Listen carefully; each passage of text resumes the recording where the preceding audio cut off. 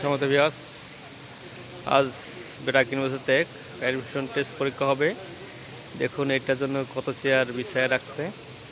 এখানে মূলত যারা পরীক্ষা দিতে আসবে তাদের সাথে যে গার্জিয়ানগুলো আসবে তাদের বসার জন্য এই চেয়ারগুলো বিছিয়ে রাখছে। দেখুন কত চেয়ার।